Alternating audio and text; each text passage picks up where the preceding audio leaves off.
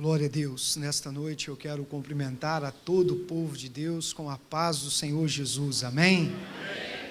Deus está nesta noite, neste lugar, recebendo a nossa adoração, o nosso louvor. Sei que a presença de Deus é real, é perceptível, é notória no nosso meio, e agora Ele reservou esse momento para falar aos nossos corações através da sua palavra.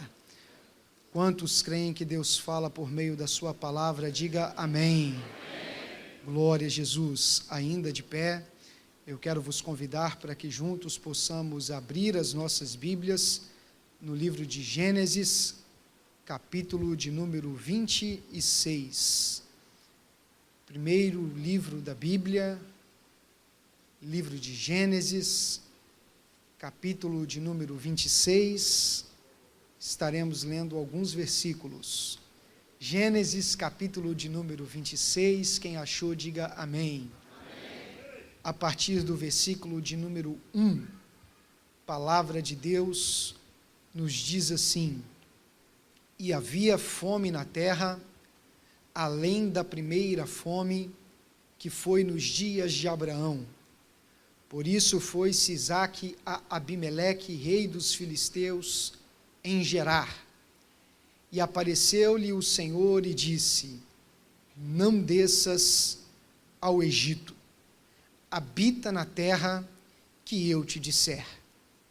Peregrina nesta terra, e serei contigo, e te abençoarei, porque a ti e a tua semente darei todas estas terras, e confirmarei o juramento que tenho jurado a Abraão teu pai, e multiplicarei a tua semente como as estrelas do céu, e darei à tua semente todas estas terras, e em tua semente serão benditas todas as nações da terra, porque Abraão obedeceu a minha voz e guardou o meu mandato, os meus preceitos, os meus estatutos e a minha lei. Assim habitou Isaque em Gerar. Versículo de número 12. Semeou Isaque naquela mesma terra e colheu naquele mesmo ano 100 medidas, porque o Senhor o abençoava. E engrandeceu-se o varão, e ia se engrandecendo, até que se tornou muito grande. Versículo de número 16. Disse também Abimeleque a Isaque: Aparta-te de nós, porque muito mais poderoso te tens feito do que nós. Então Isaque foi-se dali, e fez o seu assento no vale de Gerar, e habitou lá. E tornou Isaque e cavou os poços de água que cavaram nos dias de Abraão, seu pai, e que os filisteus taparam depois da morte de Abraão, e chamou-os pelos nomes que os chamara seu pai. Cavaram, pois, os servos de Isaque naquele vale, e acharam ali um poço de águas vivas. E os pastores de Gerar porfiaram com os pastores de Isaque, dizendo: Esta água é nossa. Por isso chamou o nome daquele poço Ezeque, porque contenderam com ele. Então cavaram outro poço e também porfiaram sobre ele. Por isso chamou o seu nome Sitna. E partiu dali e cavou outro poço e não porfiaram sobre ele. Por isso chamou o seu nome Reobote e disse: Porque agora nos alargou o Senhor e crescemos nesta terra. Versículo de número 26. E Abimeleque veio a ele de Gerar com Alçate, seu amigo, e Ficol, príncipe do seu exército. E disse-lhe Isaque: Por que viestes a mim? Pois que vós me aborreceis e me enviastes de vós. E eles disseram: Havemos visto, na verdade, que o Senhor é contigo. Amém? Antes de tomar o teu assento, olhe para a pessoa que está do seu lado e diga para ela: prepare o seu coração. Deus tem uma palavra para você. Se você crê nisso, tome o teu assento.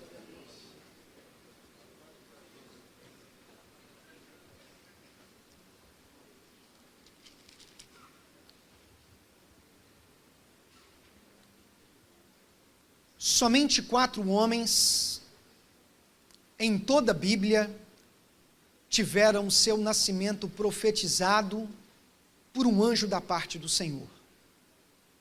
Somente 4 homens. São eles: Isaque, Sansão, João Batista e Jesus. O fato de um anjo descer do céu para anunciar o nascimento de alguém revela a importância do indivíduo no plano de Deus e a magnitude do evento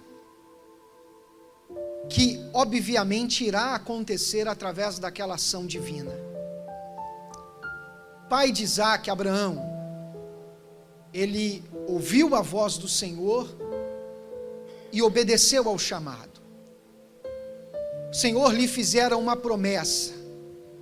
Abraão já era avançado em idade, não poderia ter filhos, e Deus lhe disse que a sua descendência seria numerosa, se ele confiasse na voz do Senhor e obedecesse a sua palavra. Isaque obedeceu, e o milagre aconteceu. Abraão obedeceu, e o milagre aconteceu. Isaque nasceu como fruto de uma ação divina, resultado da manifestação e da intervenção de Deus na história de Abraão e Sara. Isaque nasceu, foi crescendo, se desenvolvendo, e eu imagino que ele tenha crescido ouvindo as histórias do seu pai Abraão, da fé do seu pai, das experiências que ele tivera com Deus. Isaque se tornou um homem. Isaque se tornou chefe de um lar, líder de um clã. Uma grande responsabilidade pesava sobre os seus ombros. Ser o líder de um clã era cuidar da sua família e de diversas outras famílias que dependiam da sua família e da sua direção. E quando nós abrimos a nossa Bíblia em Gênesis, no capítulo 26, o texto começa com uma informação dramática, uma informação calamitosa. O texto diz que havia fome na terra. A fome é um adversário implacável. Os céus estavam cerrados, fechados, a terra estava seca, desértica, árida, as plantações não prosperavam, não havia colheita, não havia mantimentos, os celeiros estavam vazios, e Isaque estava bem no meio daquela situação desesperadora, sem saber o que fazer, sem saber para onde ir.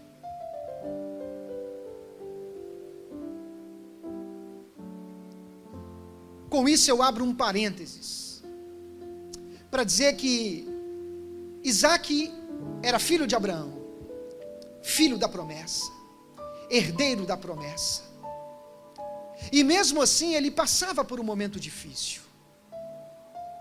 Eu abro um parênteses nesta noite para dizer que o fato de você ser filho de Deus, servo do Senhor, de estar na presença de Deus, de pertencer ao conjunto homens de palavra, não te isenta, não te livra de passar por tribulações e adversidades nesta vida.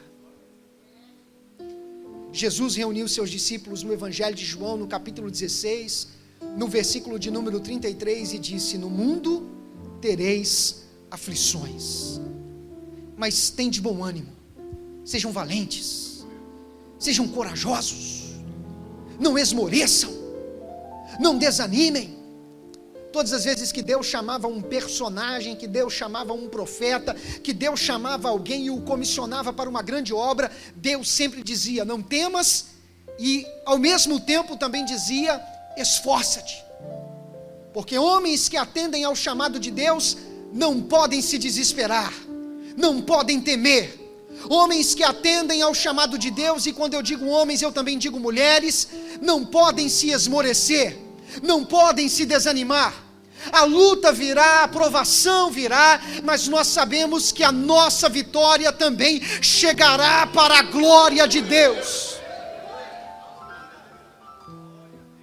A Bíblia diz no livro de Provérbios que o crisol prova a prata, o forno prova o ouro, mas o Senhor prova os corações.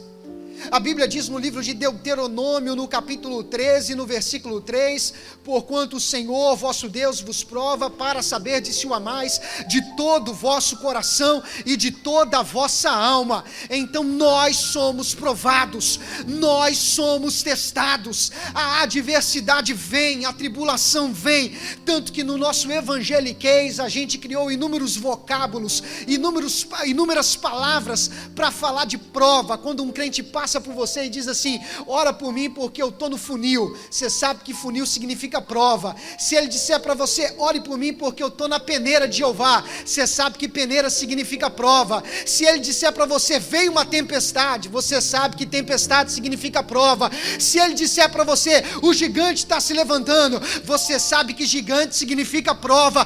Tem uma muralha na minha frente, muralha significa prova. O mar está imenso na minha frente, mar também significa aprovação. Mas glória a Deus porque um dia o mar vermelho se abriu, glória a Deus porque um dia o gigante caiu, glória a Deus porque as muralhas um dia desabaram diante do louvor do povo de Deus, glória a Deus porque um dia a tempestade se acalmou e ele andou sobre as águas, mostrando que ele também tem poder sobre a natureza. Glória a Deus porque o Deus que você serve tem todo o poder em suas mãos.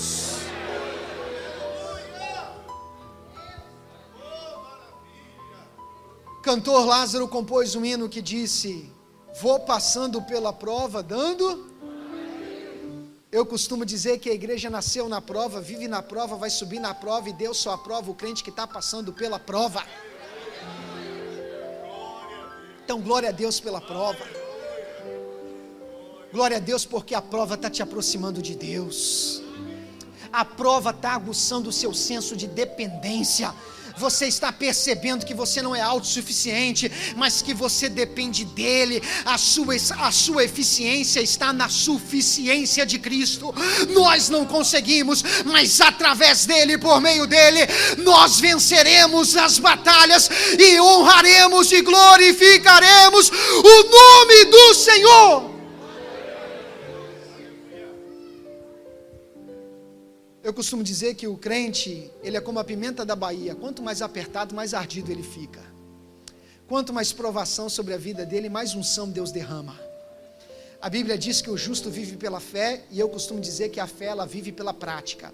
A fé é como um músculo, ela cresce quando ela é esticada. Então todas as vezes que a provação vem sobre a sua vida e você exercita a sua fé, você está se fortalecendo em Deus, você está adquirindo resistência para a glória no nome do Senhor, você está adquirindo estrutura, você está lançando as sapatas, você está fundamentando a sua vida em Deus. E foi por isso que Davi teve autoridade e capacidade para vencer o gigante Golias, porque antes ele já tinha esticado a sua fé com o leão, ele já tinha esticado a sua fé com o urso. Então glória a Deus pela aprovação de hoje, porque a aprovação de hoje está te capacitando para enfrentar a luta de amanhã. Glória a Deus pela luta de hoje, porque a luta de hoje está aumentando a sua resistência, aumentando a sua estrutura, te dando capacidade para permanecer na presença de Deus. Essa luta não vai te desabar, essa luta não vai te esmorecer, esta luta não vai te arruinar, porque você está firme em Deus para enfrentar a provação.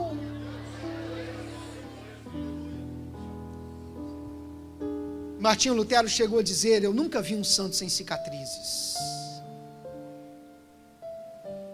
Os nossos diplomas falam muito sobre nós, porque diploma na parede diz aquilo que a gente venceu, aquilo que a gente aprendeu através do estudo.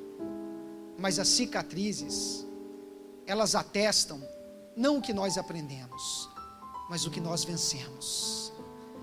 porque a ferida veio, mas a gente sobreviveu, e estamos de pé para a glória de Deus. Havia fome na terra.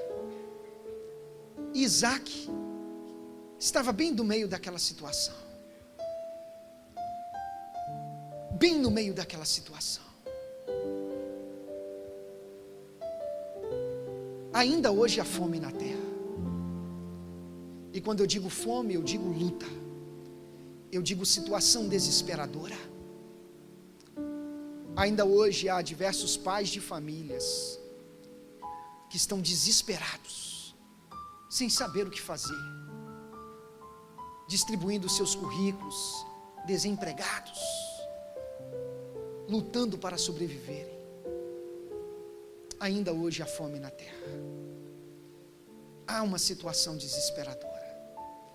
Enquanto você está sentado assistindo essa pregação em um banco confortável como este, existem milhares de crianças famintas, desnutridas, descoradas, escorraçadas, de costelas expostas, em profundo estado de desnutrição, que viram as latas de lixo como cães esfaimados na ânsia de encontrar algum alimento que acalme a tempestade de um estômago vazio, atingido pelos vendavais de uma fome implacável e estonteante.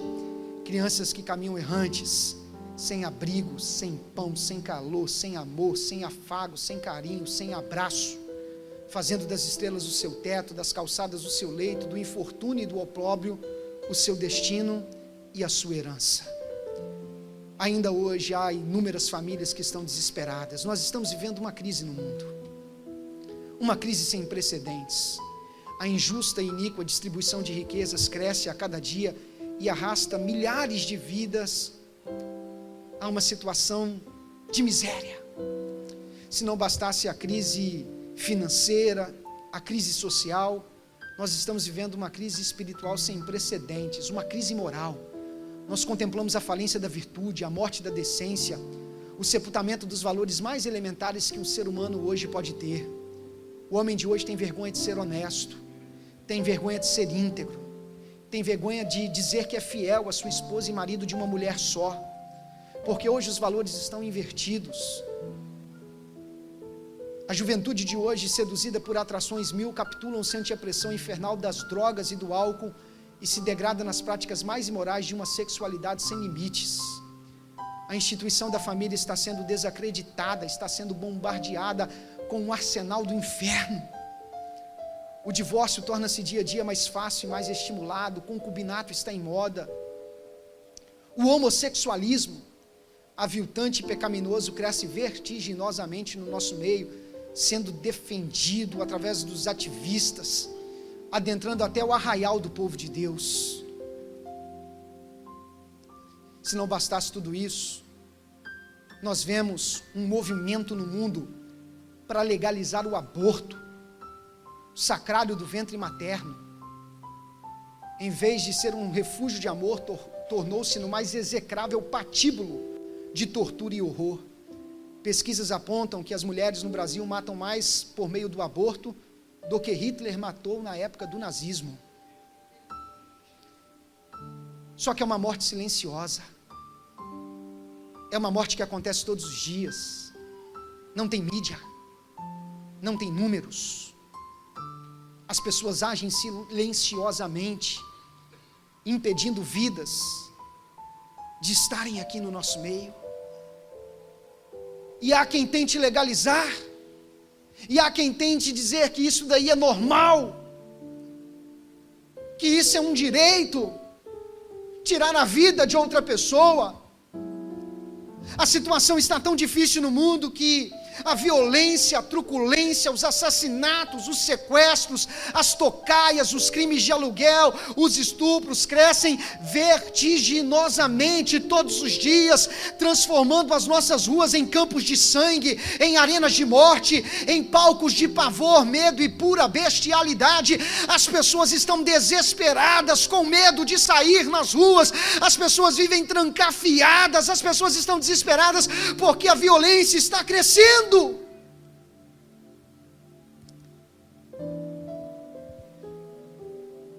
Nós contemplamos a orientalização do Ocidente, O Oriente está invadindo o Ocidente através das meditações espiritualistas, das práticas transcendentais, yogas, tantas outras atividades. Os nossos governantes desastrosamente contratam mães de santos, pais de santos, para serem os seus conselheiros espirituais, buscando nos demônios a direção para governar a nossa nação. O povo está tão perdido, que hoje as pessoas consultam tudo. Há quem consulte as linhas da palma da mão, há quem consulte cartas, há quem consulte búzios, há quem consulte tarôs. Hoje existe a numerologia, onde as pessoas consultam os números para saber sobre o seu futuro, os astros, o zodíaco. Outro dia eu liguei a TV, existia uma especialista em iridologia falando. As pessoas hoje estão fotografando a íris dos olhos, ampliando a íris dos olhos, para ver as linhas da íris dos olhos, ampliando essa imagem, para assim tentar detectar e desvendar o futuro. As pessoas estão tão perdidas, que as pessoas consultam cartas, consultam a palma da mão, consultam a íris dos olhos, consultam números, consultam cores, mas nós consultamos a palavra de Deus. Somos homens de palavra, somos mulheres de palavra, somos obreiros de palavra, porque o nosso coração está na palavra. A Bíblia diz que o justo medita na lei do Senhor dia e noite, o seu prazer está em meditar na palavra do Senhor. O nosso coração está voltado para a palavra, a nossa atenção está voltada para a palavra. Nós cremos na palavra.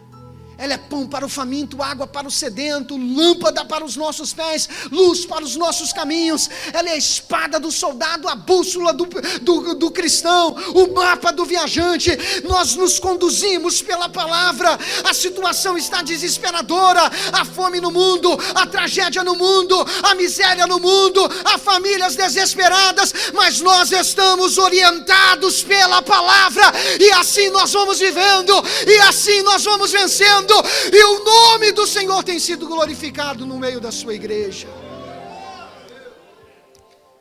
O texto diz que havia fome na terra, além da primeira fome, que foi nos dias de Abraão. E a Bíblia diz que neste exato instante, fica subentendido que quando o Senhor aparece para Isaac, o Senhor diz para Isaac: não desças ao Egito. É coerente supor que Isaac estava planejando descer para o Egito, porque o Egito era a terra da riqueza fácil, era o país de primeiro mundo do mundo antigo. O Egito, ele fica localizado numa região que, segundo a geografia bíblica, é chamado e denominado de região fértil crescente, que pega desde os rios da Mesopotâmia até o delta do rio Nilo. Só que o Egito, diferente de todas as outras nações, de todas as outras áreas, por causa do seu sistema de irrigação avançado, o Egito naquela época dominava uma certa tecnologia, se a gente pode dizer assim, utilizar esse vocábulo, a gente pode dizer que o Egito ele tinha um conhecimento avançado, e através de uma técnica avançada e moderna, ele tinha um sistema de irrigação que ele conseguia pegar as águas do delta do rio Nilo e levar para todas as terras do Egito. Então, enquanto todas as outras terras estavam sofrendo por causa da fome, por causa da escassez de chuva, no Egito as plantações prosperavam. E Isaac pensou em descer para o Egito, porque o Egito aparentemente era o caminho mais viável, era a solução mais prática. E quando ele estava planejando em descer para o Egito, o Senhor apareceu para ele e disse: não desças ao Egito. Você está preparado para ouvir o não de Deus? Às vezes a gente está com todo o nosso plano mapeado, definido, tudo organizado. Senhor, vai ser desse jeito. É através desse jeito que eu vou conseguir driblar essa situação difícil. E aí Deus entra em cena e diz: não, não é do seu jeito, é do meu jeito. Não é com a sua inteligência, é com a sua fé que você vai vencer. Olha para a pessoa que está do seu lado e diga para ela: é com a sua fé que você vai vencer.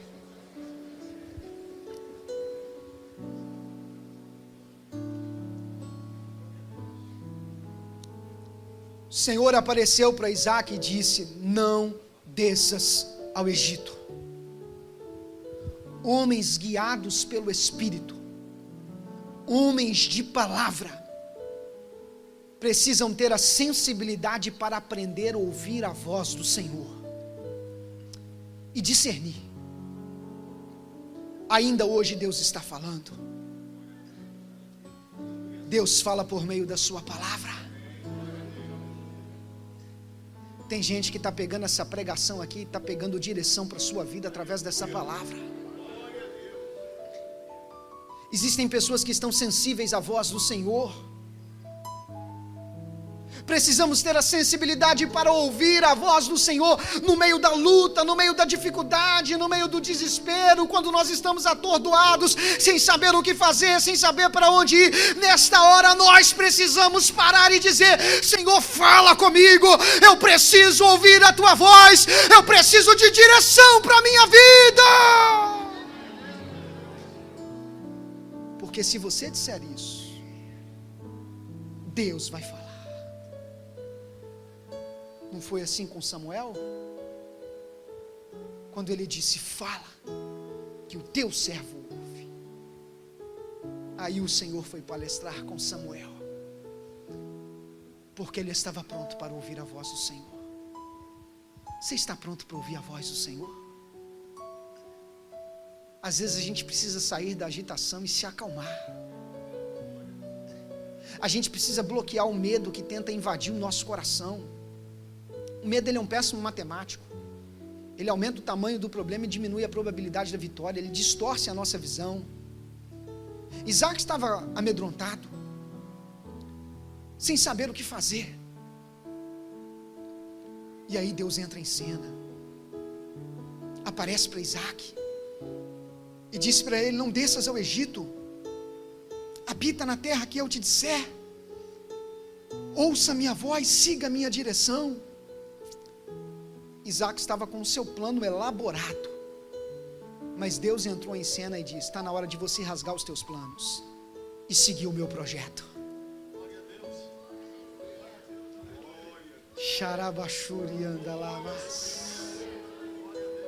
Aprenda a rasgar os teus planos para seguir o projeto de Deus na sua vida. No teu plano pode estar tudo muito racionalmente contabilizado, preparado, mas no projeto de Deus você precisa de fé, no projeto de Deus você precisa de obediência, porque quando você coloca nessa equação o projeto de Deus, fé e obediência, prepare-se para ser vencedor para a glória de Deus. A Bíblia diz que o Senhor disse para Isaac: habita na terra que eu te disser. E Deus direciona Isaac para ficar em Gerar. E o versículo de número 6 diz: e assim habitou Isaac em Gerar. Em outras palavras, Isaac não racionaliza, Isaac não questiona, mas prontamente, instantaneamente, ele obedece à voz do Senhor. E a Bíblia diz que ele fica em Gerar. Isaac entendeu que o caminho da obediência leva ao caminho da bênção. Entenda isso nessa noite. Eu não vim aqui para trazer uma pregação mirabolante, uma informação que você nunca viu. Eu vim aqui para trabalhar o elementar, o básico. Eu vim aqui para te incentivar, te desafiar a viver uma vida em obediência à palavra do Senhor, porque às vezes o nosso eu se levanta, a carne se levanta, a concupiscência da carne, vem o medo, vem o desespero, vem a incerteza, vem o talvez, e tudo isso fica tentando nos tirar da posição, do caminho que Deus preparou para as nossas vidas.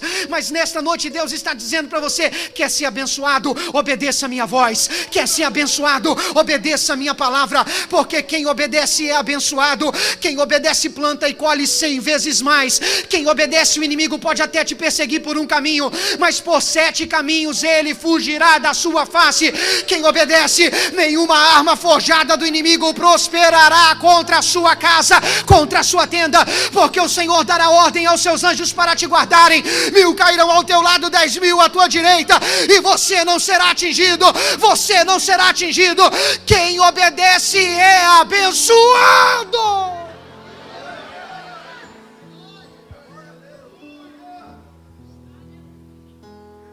A Bíblia diz em 1 Samuel capítulo 15, versículo 22, melhor é o obedecer do que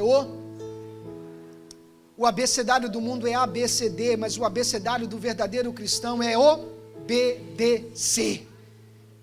Quer ser alfabetizado espiritualmente? Obedeça, porque se você obedecer, você vai ser abençoado para a glória do nome do Senhor Jesus. Dietrich Bonhoeffer, um teólogo alemão, ele chegou a dizer que a regra áurea da espiritualidade cristã não é a inteligência, é a obediência. Tem muita gente pensando que com a sua inteligência vai chegar em algum lugar. Não é com a sua inteligência, é com a sua obediência. Obedeça a voz do Senhor e você vai ver o que Deus vai fazer na sua vida. Oh, aleluia. Xarabachuriandalamas. Sinto a presença de Deus aqui nesta noite.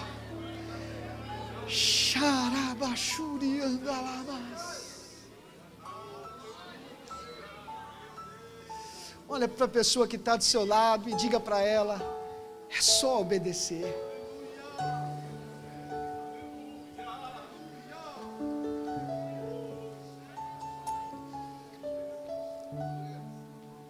Isaac obedece. Ele fica em Gerar. Gerar não era um lugar muito fácil de se viver. Gerar era uma terra habitada pelos filisteus. Os filisteus eram um povo cruel. Isaac fica em Gerar, mas ele vai deixando o medo entrar no seu coração. E chega um momento da vida dele que ele fraqueja. No versículo de número 7, o texto diz que os homens perguntam quem era Rebeca. E ele mente, em vez de dizer que ela era sua esposa, ele disse que ela era sua irmã, porque ele temia dizer que era sua esposa. Ele pensou que os homens poderiam matar-lhe para ficar com Rebeca, ou fazer algum mal a ele. E ele mente. Quando eu olho para esse texto, eu vejo que até os grandes homens de Deus possuem os pés de barro. Ele fraqueja. Isaac, em algum momento da vida dele, na saga do capítulo 26, lutando pela sobrevivência, ele pensou que para sobreviver era necessário mentir.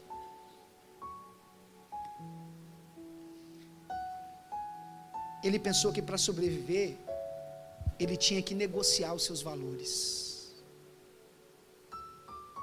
Ele tinha que aderir a alguns jeitinhos.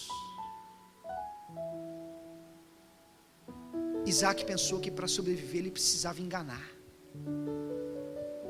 Ele fraqueja. Ainda hoje tem gente pensando que para sobreviver precisa aceitar certas coisas. Certas coisas que vão de encontro aos seus princípios. Certas coisas que machucam os teus valores. Que você faz se sentindo incomodado. Você aceita o golpe, mas você faz porque você acha que é desse jeito que você vai manter as coisas. Que você vai manter o seu cargo na empresa. Que você vai manter o seu título eclesiástico. Que você vai manter as suas agendas ministeriais. Que você vai conseguir passar na faculdade. Eu tenho que colar, porque se eu não colar, eu não saio da escola. Todo mundo cola. E aí a gente vai abrindo mão de certos princípios. E a gente vai achando que esse é o jeito de sobreviver. Porque todo mundo faz. Eu tenho uma empresa, ninguém declara tudo que ganha. Sonegar uma parte é normal.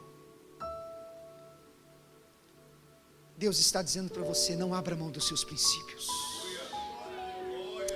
Não abra mão dos seus valores.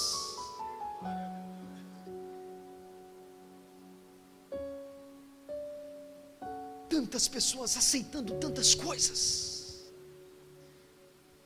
numa relação de namoro, num relacionamento, você vai abrindo mão de certas coisas que você sabe que ferem a sua alma, porque você acha que esse é o jeito de manter as coisas. Deus está dizendo, não é dessa forma que você vai conseguir vencer. Você vai vencer através da sua obediência. Você vai vencer através da sua fidelidade. Você vai vencer sendo fiel a Deus e obedecendo a sua palavra, e obedecendo os seus princípios, e obedecendo os seus estatutos. Se você for fiel, você vai ser abençoado para a glória de Deus. Você não precisa se ferir, você não precisa se mutilar, você não precisa sacrificar valores, você não precisa sacrificar princípios, você não precisa dormir com a consciência pesada, você precisa estar em paz com Deus.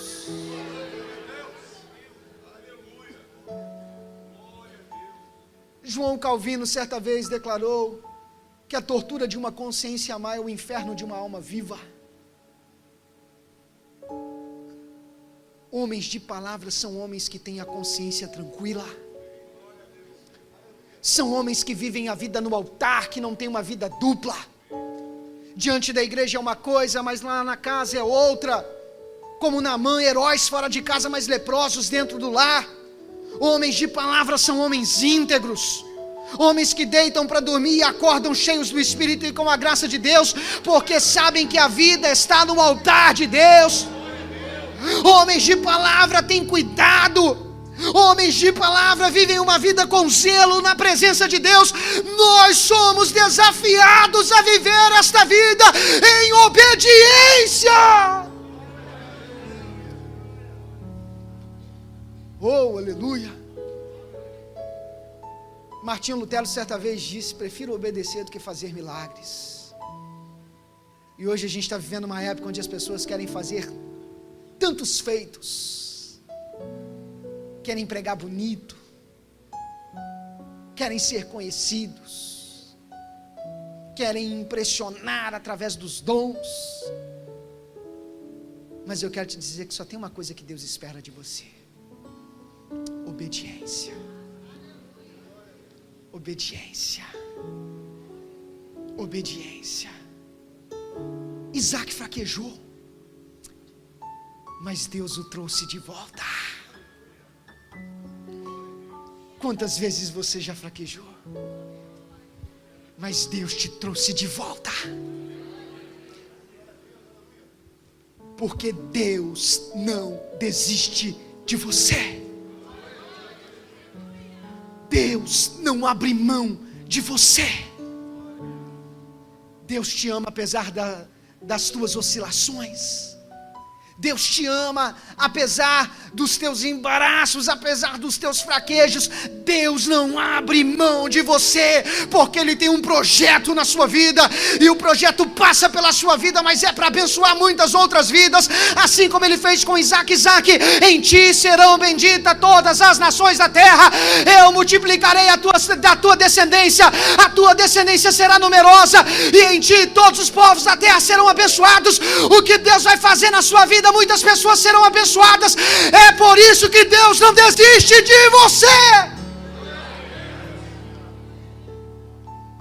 É por isso que quando você fraqueja, Deus te traz de volta. É por isso que quando você desanima, Deus te traz de volta, Deus te fortalece. Ele está dizendo para você: ei filho meu, ei filha minha, há um projeto na sua vida e você não pode sair desse projeto. Há um projeto que Deus estabeleceu e você não pode se afastar desse projeto.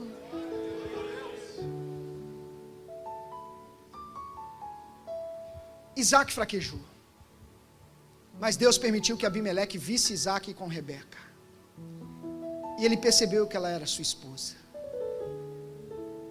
E o ímpio chama a atenção do crente. Abimeleque chega até Isaac e diz: olha rapaz, você não pode fazer um negócio desse. Você já viu isso? Você não pode fazer um negócio desse, você não pode mentir desse jeito. ela é sua esposa, por que você teve medo? Isaac entende, Deus o traz de volta, e no versículo 12, Isaac se envolve no projeto de Deus. Enquanto ele estava temendo, ele não conseguiu se envolver no projeto de Deus. Mas agora que Deus trabalhou, consertou aquilo que precisava ser consertado, ajeitou aquilo que precisava ser ajeitado, estruturou aquilo que precisava ser estruturado, agora Isaac está preparado para se envolver no projeto de Deus. Enquanto o medo estiver no seu coração, ele vai te paralisar. Enquanto a dúvida estiver no seu coração, ela vai te paralisar. Desse jeito você não vai conseguir se envolver no projeto de Deus. Mas a partir do momento que Deus trabalhar na sua vida, e a minha oração nesta noite é: Deus, trabalhe nas vidas que precisam ser trabalhadas, liberte as vidas que precisam ser libertas, estruture as vidas nesta noite que precisam ser estruturadas, para que o teu povo se envolva no teu projeto, Senhor. E quando nós abrimos a Bíblia no versículo de número 12, a Bíblia diz que semeou Isaac naquela mesma terra, e colheu naquele mesmo ano 100 vezes mais, sem medidas, porque o Senhor o abençoava. Eu imagino que Isaac acordou cedo para trabalhar na terra, e os filisteus olharam para Isaac e disseram: rapaz, não adianta trabalhar nessa terra, porque essa terra está seca, está desértica, não adianta, não está chovendo, as plantações não prosperam. Só que Isaac estava firmado na palavra, porque Isaac era um homem de palavra. Deus tinha falado para ele que ia abençoá-lo naquele lugar. E o que Isaac fez? Ficou com os braços cruzados esperando a bênção chegar? Trabalhou, se esforçou, acordou de madrugada, foi arar a terra quando todo mundo estava dormindo, trabalhou quando todo mundo já tinha desistido, acreditou quando ninguém mais acreditava. Ele recusou aceitar a decretação do fracasso sobre a sua vida. Ele ignorou todos os prognósticos pessimistas, todas as previsões meteorológicas enquanto ele estava trabalhando na terra. Eu imagino que as pessoas chegavam para ele e diziam: Isaac, não vai chover, não adianta, o seu trabalho está sendo em vão. Mas ele acreditou na palavra do Senhor. E eu gosto da forma como o texto expõe. O texto diz que Isaac semeou naquela mesma terra. Olha para a pessoa que está do seu lado e diga para ela: a terra era a mesma. Sabe o que isso quer dizer? Que enquanto Isaac começou a trabalhar, nada tinha mudado. A terra era a mesma. Ele não esperou a terra mudar para fazer alguma coisa. Ele fez alguma coisa e a terra mudou. É isso que Deus espera de você. Deus espera de você envolvimento. Se envolva, vai fazer alguma coisa e a terra vai mudar, e a tua família vai mudar, e o teu casamento vai mudar, e o teu ministério vai mudar, e o teu conhecimento vai mudar. Se envolva no projeto de Deus, lance mergulho de cabeça no projeto de Deus, e você vai ver as coisas acontecerem. Isaac começa a ser abençoado. O Senhor abençoa Isaac. Ele planta e ele colhe 100 vezes mais. Quando todo mundo estava desesperado, Isaac estava prosperando. Quando todo mundo achou que aquele ano as pessoas iam apenas sobreviver, Isaac ele prosperou. E a Bíblia diz que ele se tornou o homem mais próspero, ao ponto de que Abimeleque o procurou e disse: olha, você está mais poderoso do que eu, você não pode ser maior do que eu. Isso é normal, quando Deus começa a te abençoar, as pessoas se levantam. Vem a inveja, vem o ciúme. E Abimeleque chega para Isaac e diz: olha, você não pode ficar mais poderoso do que eu. Você não é bem-vindo aqui. Ele era bem-vindo enquanto ele era um paira, lutando pela sobrevivência, enquanto ele não era ninguém. Mas quando ele se torna poderoso, ele começa a incomodar. E sabe o que Abimeleque faz? Expulsa Isaac. Imagina a dor de Isaac.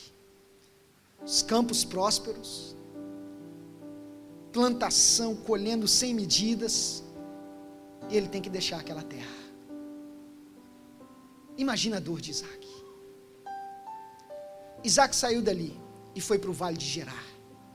Quando ele chega no vale de Gerar, Deus o levou para os mesmos caminhos que tinha conduzido o seu pai Abraão, porque chegou o momento de Isaac ter a sua própria experiência com Deus, e o que o seu pai passou, ele também estava passando.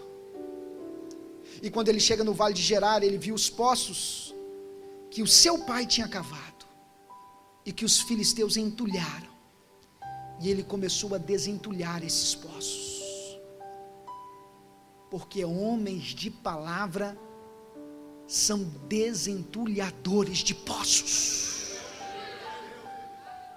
O que está impedindo a fonte de água de chegar até você? Então está na hora de tirar essa pedra do caminho, está na hora de tirar essa sujeira do caminho, está na hora de desentulhar, de tirar os entulhos para você saborear o que Deus tem para você. Isaac começa a cavar, e ele vai desentulhando, e o que acontece? Água do poço. Uma água de poço naquela época era como uma mina de ouro. Deus abençoa Isaac. Os pastores de Gerar vêm até Isaac e dizem: olha, esse poço é nosso, essa terra é nossa. Segunda vez que ele está no local sendo abençoado, e as pessoas chegam até ele e dizem: olha, não dá. Sabe o que Isaac faz? Isaac não contenda, Isaac não briga por posição, ele sai do seu lugar. Se eu não sou bem-vindo aqui, eu vou um pouquinho mais para frente, porque o Deus que me abençoou uma vez vai me abençoar a segunda, vai me abençoar a terceira. Isaac chega lá na frente, começa a desentulhar os poços. Ninguém se preocupava com aquela terra, ninguém valorizava aquela terra, mas quando ele começa a desentulhar, água do poço de novo. Pela terceira vez, os homens daquele lugar chegaram para ele e disseram: olha, esse poço é nosso, essa terra é nossa. Isaac não contendeu, ele fez a mesma coisa que tinha feito na primeira e na segunda vez. Pela terceira vez ele pega a sua família, pega o seu clã, pega os seus gados e vai um pouco mais para frente, porque ele acreditou que o Deus que o abençoou uma vez, duas vezes, três vezes, ia abençoar pela quarta vez.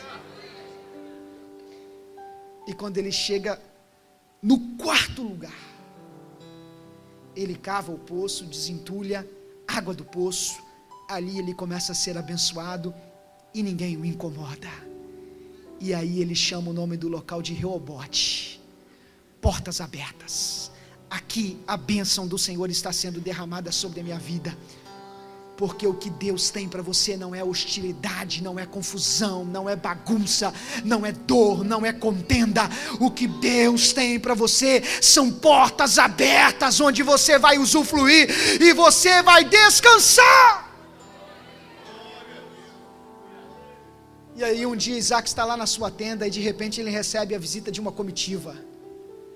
Abimeleque, Alçate, seu amigo, e ficou o príncipe do exército. E quando Isaac vai recepcioná-los, Isaac olha e diz: olha, eu não entendo, você me expulsou lá da sua terra, e o que você está fazendo aqui? Por que você veio me visitar? Esse texto é lindo, irmãos. Aí Abimeleque olha para Isaac e diz: havemos visto, na verdade, que o Senhor é contigo. Oh, xarabachuriandalabás.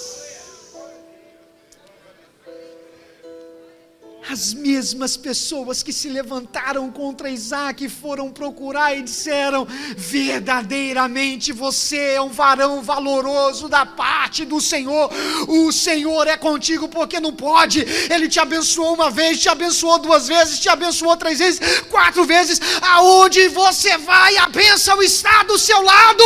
Nós queremos ter uma aliança com você.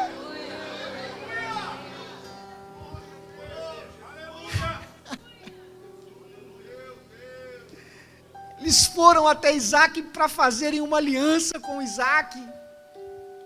Quando eu olho para esse texto, irmãos, eu vejo que aqui existem dois princípios de leis que regem a bênção de Deus. O primeiro princípio é que a bênção de Deus não está no lugar, mas a bênção de Deus está sobre você. Olha para a pessoa que está do seu lado e diga para ela: não é o lugar, é você que é abençoada. Você está entendendo essa palavra nessa noite? Você não tem que brigar por posição, você não tem que brigar por espaço. É você que é abençoado. É você, é você, é você.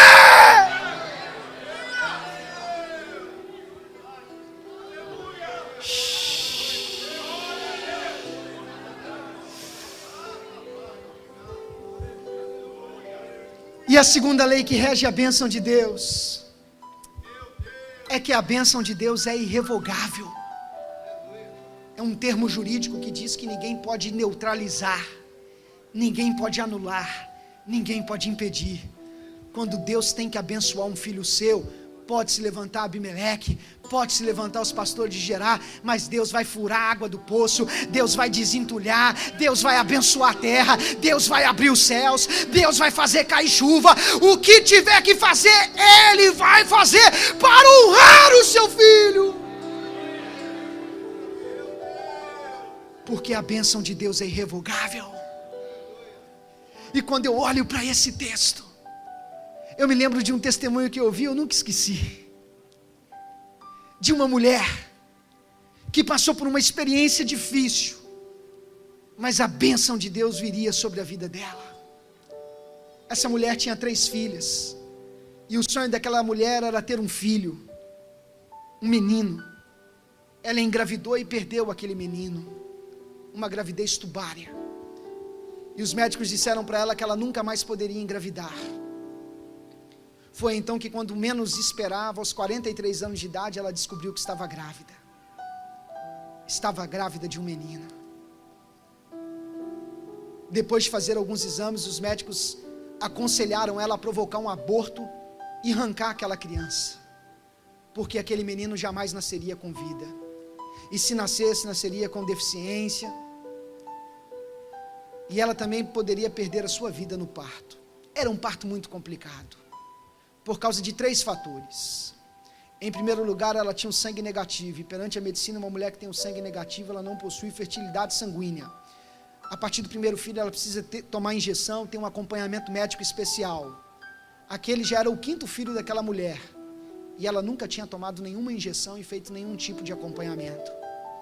Em segundo lugar, ela havia perdido uma criança, veio de uma gravidez mal sucedida, de uma gravidez tubária.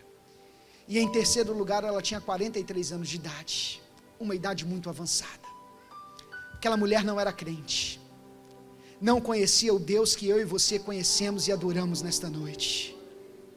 Um dia ela estava desesperada, e ela andando pela sua cidade, ela ouviu um jovem pregador que pregava a palavra de Deus.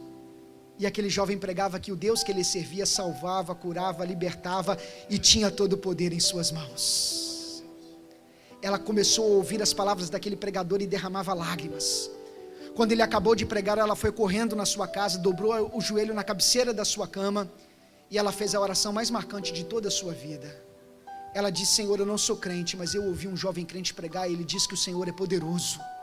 Se o Deus que aquele crente pregou é poderoso, e se o Senhor existe e está ouvindo a minha oração, eu quero fazer um voto contigo. Se tu me deres este menino e ele nascer com vida, com saúde, eu vou colocar o nome dele bíblico, vou colocar ele numa igreja evangélica, e quando ele crescer, ele vai ser um pregador da sua palavra, igual aquele jovem. Eu imagino que naquele exato instante, Deus ficou de pé no seu trono de glória e disse: mulher, eu vou te provar que o que a minha igreja prega é verdade. Eu vou te provar que eu tenho todo o poder em minhas mãos. Os meses foram se passando, o tempo se passou, os médicos disseram para ela que ela estava arriscando a sua própria vida, que ela era louca, mas ela acreditou, ela obedeceu, ela teve fé. 9 meses se passaram, chegou o dia do parto, aquela criança nasceu, cheio de vida, cheio de saúde, aquela criança cresceu, aquela criança se desenvolveu, e hoje aquela criança está com 34 anos de idade, segurando este microfone e pregando a palavra de Deus. Oh, aleluia, aleluia, aleluia, aplaudindo e dando glória e aplaudindo, dando glória e aplaudindo.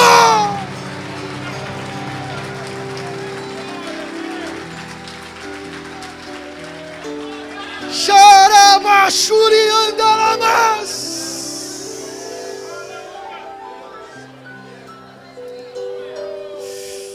Porque o Deus que nós servimos, Ele é um Deus que tem todo o poder em suas mãos, centralizado e concentralizado em suas mãos. Ele é o Deus que manda, que desmanda, que faz, que desfaz, que coloca, que tira, que abre porta onde não tem porta, e a porta que Ele abre o homem não fecha, e a porta que Ele fecha o homem não abre. Ele é um Deus que do nada faz o tudo, do pouco faz o muito, do impossível Ele faz o possível.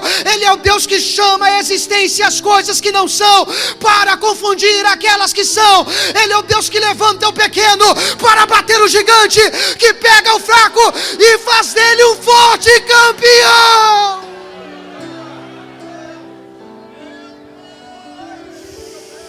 Xarabachuri andalabas.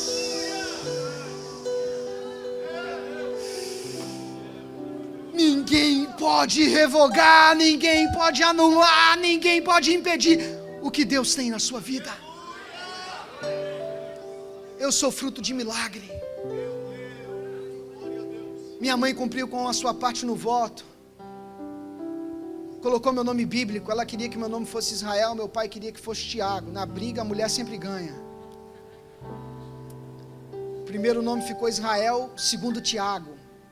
Meu nome completo é Israel Tiago Trota. Israel significa príncipe de Deus, Tiago ganhador de almas, e Trota é aquele que faz as coisas depressa.